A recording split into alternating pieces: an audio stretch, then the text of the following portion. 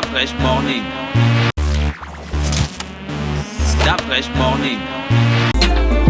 Sur les 104.5 Urban FM, on parle d'organisation saine, Gina. Oui, on parle d'organisation saine. Je pense que ces dernières semaines ou ces derniers mois ont été plus que mouvementés. Et pour bon nombre de Gabonais, la grande question qu'ils se posent est de savoir à quand le prochain bouleversement, parce que oui, on est rentré dans cette session où bien sûr on n'arrive plus à se satisfaire en fait des périodes d'accalmie. Au contraire, on est totalement terrorisé par la prochaine session de bouleversement qui arrive, et donc on a besoin de savoir, quand je dis on, je parle bien sûr de tous les citoyens, on a besoin de savoir à quand une bonne harmonie, à quand une parfaite organisation, à quand une logique en fait dans notre manière de fonctionner. Nous sommes en février et on a laissé passer le mois de janvier qui, pour certains observateurs, était aussi présenté comme un mois pas très bon pour le Gabon. On se souvient bien qu'en janvier 2019 aussi, on avait subi un mouvement 2019 qui n'avait pas été pour le moins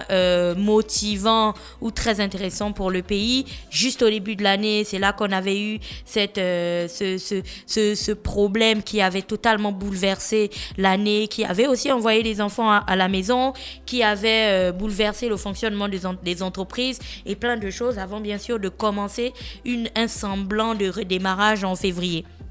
Janvier 2020, et tu veux parler de quoi, du coup d'État ? On va pas dire le coup d'État parce que c'était tentative. Une tentative de coup d'État. C'est comme ça que c'est présenté. Voilà, c'est la tentative de coup d'État de janvier. Donc, on arrive en janvier 2020 où bien sûr là aussi le pays traverse une situation assez compliquée et donc on se pose et on a envie de savoir en fait comment est-ce qu'on va faire pour se sortir de là et surtout quelles sont les mesures que nous devrions tous mettre en place pour se sortir de cette situation. Pour plein de personnes aujourd'hui, quand on se pose et on essaie de regarder les choses en face, il y a des crises un petit peu partout. Il y a des crises dans le domaine du travail, il y a des crises dans le domaine social, il y a des crises dans le domaine de l'éducation, il y a des crises partout en réalité. Et donc en se posant, on a l'impression que la situation est catastrophique, mais à toute chose, il y a toujours une solution. Et c'est pour ça qu'aujourd'hui, on a décidé de parler de cette question d'organisation saine. La première chose à faire, c'est d'abord de commencer à lutter avec l'intérêt personnel. Ce qui caractérise en fait les problèmes, la résolution ou le manque de résolution de problèmes chez nous, c'est que même lorsque il y a une tentative de résolution, les personnes qui sont impliquées dans la résolution du problème sont d'abord plus préoccupées par leurs intérêts elles-mêmes que par les intérêts du grand groupe. Résultat des courses, on trouve en fait des solutions temporaires à des problèmes qui sont en fait inscrits dans le temps. Si on repart des années en arrière et qu'on commence à aborder la question de l'éducation, par exemple, vous allez voir qu'on a fait plein de rubriques où, à chaque fois qu'on a parlé de grève, parce que pour peu qu'on reparte même à la création d'Urban FM, pour situer ça dans le temps avec l'arrivée d'Urban FM, à la création d'Urban FM, vous allez vous rendre compte que chaque année, on a toujours abordé la question de la grève des enseignants, que ce soit les enseignants du primaire, du secondaire ou même ceux du supérieur. Il y a toujours eu des grèves dans le secteur de l'éducation. Alors, comment est-ce que en autant d'années, donc on parle d'un peu plus de 10 ans, on se retrouve dans une situation où on est incapable de trouver des solutions durables à des problèmes qui reviennent en fait chaque année.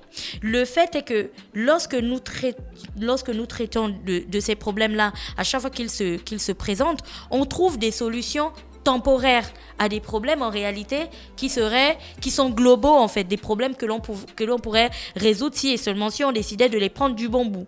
Qu'est-ce que les personnes réclament, les enseignants réclament depuis belle lurette? Quand je dis les enseignants, c'est que les enseignants d'aujourd'hui, ce ne sont pas les mêmes qui réclamaient il y a plusieurs années. Il y en a qui sont partis en retraite, il y en a qui sont morts, il y a tellement de choses, mais il y en a aussi que vous pouvez retrouver. Mais certains réclamaient de nouvelles salles de classe, enfin ce genre de choses, les mêmes choses qui aujourd'hui encore, on continue à réclamer la même chose. Et on se demande pourquoi en autant d'années, on n'a toujours pas pu résoudre le problème. Parce que là, on va intervenir sur, premièrement, la qualité des personnes qui sont face aux décideurs, donc les personnes qui revendiquent, parce qu'une fois que ces personnes vont revendiquer, comment est-ce qu'on fait pour se sortir de là avec un semblant de solution qui en réalité n'est pas une véritable solution. Deuxièmement, on va s'attaquer aux décideurs qui, eux, proposent des solutions qui en réalité les arrangent, mais qui parfois ont du mal à tenir leurs engagements. Et donc, on rentre dans un grand cercle d'engagement non tenu qui fait en sorte que chaque année, on revienne en fait sur les mêmes choses. Résultat des courses, on se retrouve 10 ans plus tard avec une éducation nationale qui fonctionne ou des années scolaires qui fonctionnent en dents de scie, pour peu qu'aujourd'hui, on arrive à accumuler les 9 mois de cours, et pour l'année prochaine, on aura approximativement 7 mois, et puis on va à une autre année où on est à 8 mois, on va à une autre année où on essaie de rattraper, on est à 8 et demi. Bref, on n'arrive pas à établir une organisation saine. La rubrique d'aujourd'hui est faite parce qu'au moment où on est en train de parler de ça, va se tenir dans un hôtel de Libreville, comme on vous l'a dit ce matin, une grande rencontre entre le gouvernement, le patronat et les organisations syndicales. Le seul moyen, le moyen unique de ressortir de là avec des décisions ou alors des choses qui permettraient de faire en sorte que dans les prochaines années, on n'ait plus les mêmes problèmes, serait que les différents acteurs présents à cet événement soient conscients, chacun à leur niveau, de la responsabilité qui les habite au moment où ils viennent discuter de ces questions. Je pense ils vont y passer 2 ou 3 jours, ou je sais pas, enfin bref, ça va être une question de 2 ou 3 jours où on va discuter de ces questions du code du travail. Mais bien trop souvent, il faut qu'on dépasse l'étape de l'organisation ou de l'événement qui est juste du show-up. On est là juste pour montrer qu'on est venu, on est là juste pour discuter, on est là juste pour montrer qu'on a voulu faire quelque chose et pour prendre des perdièmes. Mais en réalité, on oublie que nous sommes en train de discuter et de déterminer un travail qui a un impact sur la vie de centaines, sinon de milliers de personnes. Pourquoi j'ai fait le parallèle avec l'éducation nationale? Parce qu'on se souvient bien qu'il n'y a pas très longtemps, on avait eu les assises de l'éducation nationale. Comment, en ayant lu les assises de l'éducation nationale, on se retrouve aujourd'hui encore avec les mêmes problèmes qui avaient été présentés et qui avaient été établis comme des problèmes auxquels on avait trouvé des solutions et blablabla. Parce que peut-être que les personnes qui étaient allées discuter de ces questions-là n'avaient pas véritablement pris la pleine mesure de leurs responsabilités en étant présents durant ces assises, ou que peut-être une fois que le rapport avait été livré, il a été rangé dans les placards comme d'habitude, on a oublié, donc pas du tout de prise en compte des données, pas du tout de procédure de travail et ainsi de suite. Et puis on arrive aujourd'hui à une session tripartite cette fois-ci où on parle du code du travail. Alors, tout comme l'éducation, le travail est vraiment quelque chose d'hypersensible pour les individus, parce que quelqu'un qui ne travaille pas ou quelqu'un qui n'arrive pas à envoyer ses enfants à l'école, je dis que c'est hyper sensible parce que c'est des choses qui sont décisives en fait et qui caractérisent le plus souvent la colère en fait des personnes. Donc aujourd'hui, lorsqu'on parle de ce code du travail avec toutes les choses que l'on entend sur le code du travail, on est bien conscient que la plupart des personnes qui vont discuter de cet avenir du code du travail, certaines d'entre elles ne sont plus concernées par le code du travail parce que certaines d'entre elles vont bientôt aller en retraite, d'autres sont littéralement engagées dans des emplois où leur contrat a déjà été signé, mais c'est un code du travail qui y va de l'avenir en fait des prochaines générations.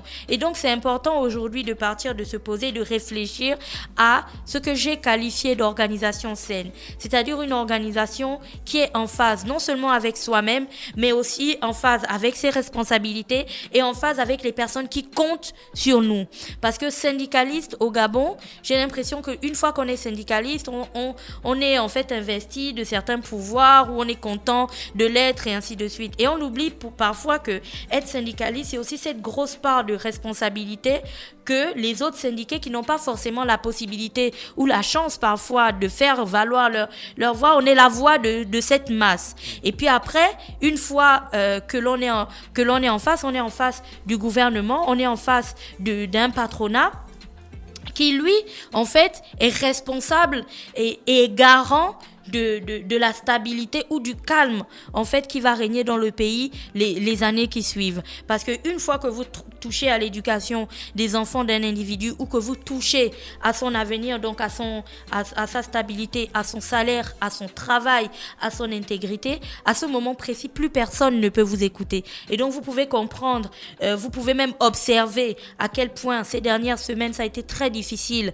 de fonctionner dans le pays parce que certaines personnes n'étaient plus en phase avec ce qui était déterminé dans leurs entreprises. Et donc, ce qu'on voudrait dire à travers cette rubrique, c'est que chacun assis autour de cette table aujourd'hui, dans cette grande messe du travail, doit mettre de côté l'option per diem de l'événement, mettre de côté l'option ça va se comporter un petit peu comme les vacances où on assiste à une session et puis on n'assiste plus aux autres et on revient juste le dernier jour après avoir marqué son nom sur une liste. Vous devez être conscient qu'aujourd'hui, vous n'êtes pas uniquement en train de jouer la fin d'une grève dans X ou Y entreprise, vous êtes véritablement en train de jouer la stabilité du pays, vous êtes en train de jouer le bon fonctionnement de plusieurs entreprises et en tant que syndicaliste, vous êtes en train de jouer l'avenir de vos syndiqués. Donc on se pose tous, on respire un bon coup et puis pour une fois, même si parfois ça nous échappe à tous, pour une fois, soyons conscients de nos responsabilités, asseyons-nous et travaillons véritablement pour le bien du pays et pas pour le nôtre. Merci Gina avec nous ce matin sur les 104.5 Urban FM, la station urbaine dans l'UDA Fresh Morning, le réveil matinal, le plus haut de la capitale sur la radio, la plus haute de la capitale. Merci à tous les auditeurs bien connectés, on se retrouve juste derrière. Stop Fresh Morning.